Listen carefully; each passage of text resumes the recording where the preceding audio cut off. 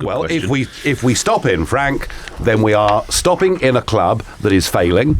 It has a migrant crisis, which is threatening to blow it apart. You know, Prime Minister of Slovakia saying maybe the whole thing will crumble over the course of the next few months.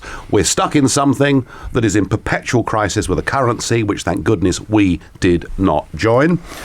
We're stuck in something whose budget, and I was there yesterday in Strasbourg voting on the budget, and the budget's gone up by another 10 billion sterling this year, so the costs will keep going up. And we're stuck in something, Frank, where they have stated in the last fortnight they now want Turkey to become a member. What would that mean to Britain, Mr. Farage? Well, there are two things to say here. Firstly, Nick, that Turkey is becoming more and more unstable.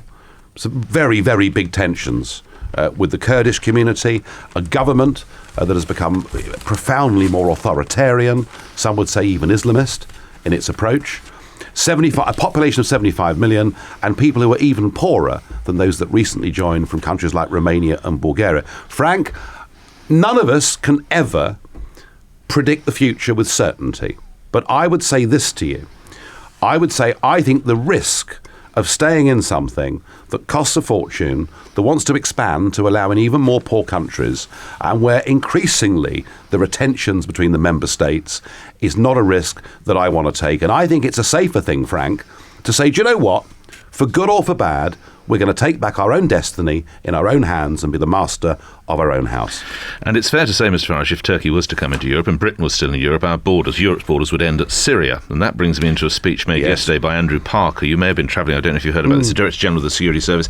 He says Britain is facing the highest terror threat he has seen in his 32-year career. He believes that IS is planning a mass casualty attack on this country. There is a three-dimensional threat, as he calls it, an increasing amount of MI5's casework linked to Syria and IS. He also hinted at the fact that possibly some of the migrants, as you've said I think you told me this about 4 months ago, 6 months ago, you fear that some of these migrants might be deliberately planted. Mr. Farage. I fear that Andrew Parker is right.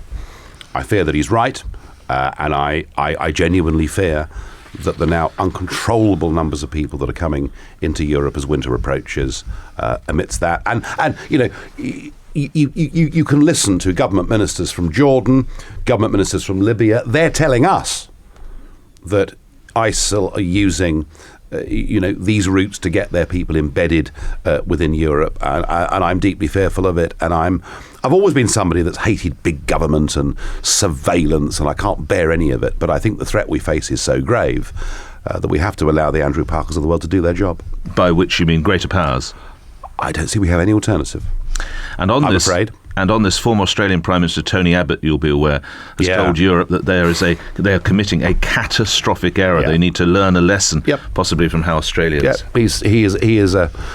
I thought the speech he gave in Mansion House on Tuesday night was phenomenal, and I've been echoing over the last 6 months very many of the things. Why does no one listen, Mr. Farage? They don't want to, because they don't want to appear to be unkind or nasty.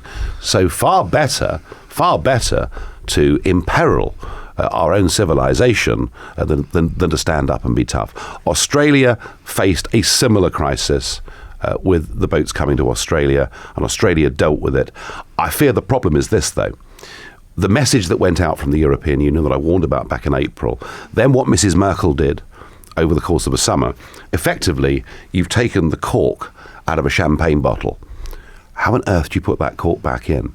Because now Mr. Juncker's talking about border controls and registering everybody. I was next to him when he was saying it on Tuesday morning. So now they're talking a different language, but it's a bit too late, because the message has gone out to everybody that you can come. So Tony Abbott, if we'd followed Tony Abbott, and by the way, in May, Tony Abbott offered to come to Brussels and to advise the European Union on how the Australians had dealt with it, and that offer of help was rejected. You didn't frankly have the balls to put country before party.